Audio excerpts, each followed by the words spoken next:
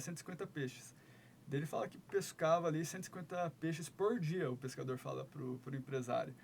Aí o pescador já começa a conversar com ele, né? Explica como que ele faz, eu tenho um barco e tal. Daí ele fala, poxa, mas se você pescar 150 peixes por dia em 3 meses, dá pra você comprar um segundo barco. Aí o pescador vai na onda dele ali, você lembra ou não? Isso, ele monta uma frota, ele quer uma empresa de pescados. Dá pra você comprar mais um barco, depois outro, você vai ter uma frota de barcos. Aí depois ali você vai montar uma empresa, você vai trazer investidores e depois isso. Daí o pescador vai na onda dele, Sim. né? E daí ele fala, e depois, né? E depois você vai ter tempo para curtir com a sua família, para ficar aqui na praia, comer nos melhores restaurantes. Daí o pescador fala para ele, né? Mas eu já tenho isso, né? Então o empresário estava ali Tentando Deu um giro, né? dando um giro. Vai chegar o dia já tem. E assim, eu já tenho isso. Então, assim, às vezes, assim, claro que tem ignorância, dívida, cair em situações ali que pode destruir seu casamento, várias coisas ali. O dinheiro é totalmente necessário. Mas existem situações ali que a pessoa não quer comprometer o tempo dela, a vida dela. Próspero, né? Sim. Ela quer prosperar, mas dentro da realidade dela. Olha que coisa né? interessante. Por qual motivo o Jó era reconhecido? Qual que era a personificação de Jó? Que o mundo conhece. Próspero, né? Obediente, próspero. E aí ele fala assim, ó, você começa lá, capítulo 1, olha o testemunho que ele dá. É a herança dele.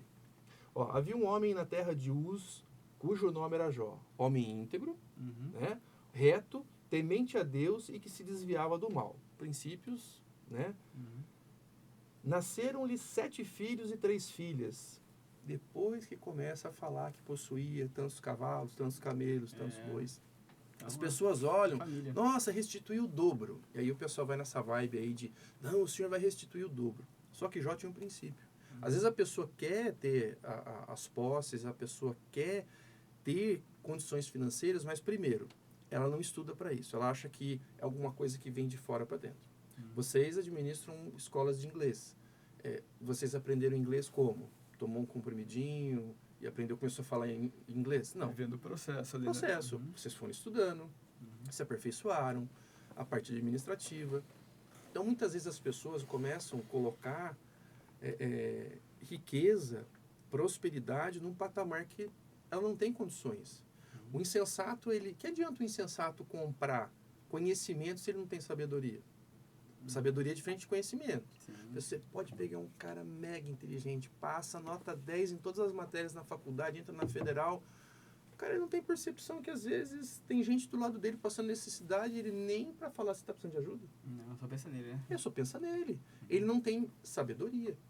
Essa questão de você ter princípios financeiros, ela vem desde a época de quando o povo de Israel entrou no Egito. Sim. E assim, pode falar. Não, só lembrando que ele falou que a gente tem que ter um planejamento, né, hoje, né? Tem que ter um planejamento. Só que hoje, por tanta porrada que eu já tomei da vida já, eu tô orando muito mais agora para abrir um negócio. Tipo, eu acho que a direção de Deus tá valendo mais que o planejamento, tá vindo em primeiro lugar. Sim. Deus aprovou, deu sinais que vai dar certo, agora vamos planejar então. Eu tô abrindo uma empresa agora com a minha esposa de novo de uma clínica odontológica. Então, para conseguir chegar a essa ideia para abrir, teve muito direcionamento de Deus. Então, eu já até citei uma vez no podcast que existe a diferença do sábio e do inteligente, né? Que o inteligente, ele constrói, ele faz acontecer, só que se ele cai no buraco, ele consegue sair, porque ele é inteligente. Sim. Mas é um buraco que o sábio não vai cair, entendeu? Ele não cairia nesse buraco. Ele vai saber evitar esse buraco. É o que a gente falou do conselho, né? Sim, então, as pessoas que são inteligentes, elas são próximas. Só que o sábio, quando ele tem Deus ali no negócio ali, o negócio pode ser em crise, pode vir com o que for, que foi uma coisa que Deus ordenou fazer. É os dons de Deus que você falou no começo, que o que é direcionado por Deus vai dar certo. Às vezes a gente quer tomar um direcionamento e às vezes as pessoas falam, poxa, mas por que? Não, você tem que ser mais impulsivo, tomar as decisões. Cada pessoa vai ter uma reação. Você já passou por dores que você não quer passar de novo. Aí tem esses negócios que a gente fechou aqui, que a gente só foi no impulso. Vai dar certo, só que a gente nem orou, não fez nada, sabe? Tipo, não sabe se vai dar certo. Vou falar uma coisa pra vocês, aconteceu semana passada. A minha esposa chegou em casa, olha, eu vou conseguir uma segunda renda aqui com esse produto, tal. Falei, beleza. Falei, para quem que você vai? Qual que é o seu público-alvo? Ela falou, Aí você colocou os números, né? ela ficou pensando assim, vai vender para quem? Uhum. Primeiro, esse produto... Precisa vender quanto? Exato. Esse produto tem um valor agregado significativo. Você vai colocar isso na rua, você vai sair. Como que você vai calcular o deslocamento, esse custo? Uhum. Porque não é uma venda, por exemplo, que nem eu estava conversando com o Guilherme. Eu trabalho com representação comercial. O processo de vendas hoje mudou muito, no sentido de você... Não é mais aquele bate a porta. Oi, tudo bem? Eu trabalho... Esquece, você não passa da portaria mais. Manda um e-mail. Alguns colocam até a plaquinha. Quer fornecer, manda por e-mail tal. Então, você foi distanciado essa... Uhum. Então, o fato de você criar uma networking, né, uma rede de contatos ali é fundamental. Eu falei para ela, qual vai ser a sua ação? Ela ficou refletindo e falou assim, caramba, eu não pensei nisso. Eu falei, então, esse que é o problema quando as pessoas tomam decisões impensadas. Uhum. Por exemplo, em 2000, a pandemia foi 2020, né? Isso. Alguém imaginava uma pandemia em janeiro de 2020? Não. Quantos por cento da população Estava preparada financeiramente? E tá até na Bíblia que eu te falei no começo, Eclesiastes, né? Investe seu dinheiro em vários lugares. Está mais lá atrás ainda. Se você Porque for, não sabe a se crise você- que vai dar. se você for ver o que José falou para pro faraó. Falou que vai ter 7 anos de seca e 7 anos de próximo. Só que ele falou uma pegada aí que esses 5 segredos da riqueza é um dos potes que você precisa ter de percepção financeira. Ele fala no versículo 34, faça isso, faraó, e põe administradores sobre a terra, e tome a 5ª parte dos frutos da terra do Egito nos 7 anos de fartura. Está chegando no final do ano, não tá? Algumas empresas têm PLR, outras trabalham com 13º, algumas com 14º. O que se faz normalmente com isso? Gasta. 13º, 14º férias não era nem para ter acesso. A pessoa já tinha que ter a percepção de Guardar. vou guardar. Já que eu não guardei o ano inteiro, eu guardo pelo menos um mês, né? Eu sou autônomo, não tenho salário, vivo de comissões. Se eu não souber administrar aquilo que está chegando na minha mão, nossa, esse mês estava aqui, mês que vem... A pessoa já viu com o pensamento que em dezembro posso gastar mais. Olha, se você poupou, é interessante. Não, foi pelo PLR, né? Sim, pelo terceiro. Por exemplo, se você pega... Esse que é o problema. O livro do Ray Dalio, estou lendo um livro dele que fala assim, a estrutura, um tripé de um país próspero.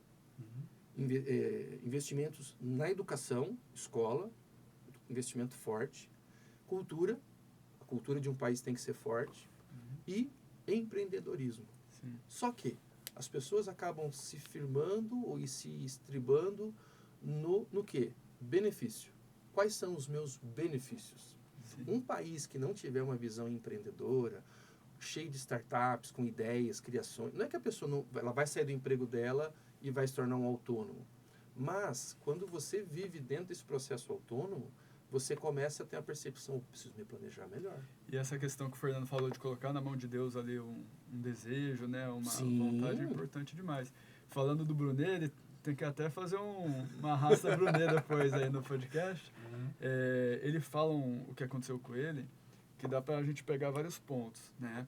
Que ele já estava bem sucedido e tal, e ele viu o pessoal lá fazendo investimento, o pessoal que ele andava e tal, e apareceu um investimento, com certeza de pirâmide ali, né? Uma coisa fora do comum, e ele cresceu o olho ali. Aí já não sai a parte de você colocar na mão de Deus e você colocar É carne pura. a carne ali na frente, né? Daí ele fala que não falou para a esposa dele, né? Quero até citar isso para a gente entrar na família depois. Ele não falou para a esposa dele do investimento.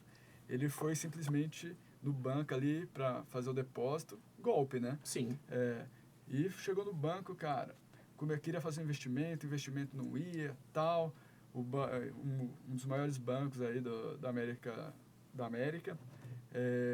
tentava de um jeito, tentava de outro. Ele chegou cedo no banco, era 2, 3 horas da tarde, não tinha conseguido fazer o investimento ainda, a aplicação pro cara. E ele já estava ficando nervoso, já subiu o ego, já estava gritando com o gerente, meu cartão é black, sei que tem. E, final das contas ali, deu no horário da tarde ali, foi aprovado o depósito para o golpista. E aconteceu que, de fato, era um golpe. Ele perdeu uma parte significativa do dinheiro que ele tinha.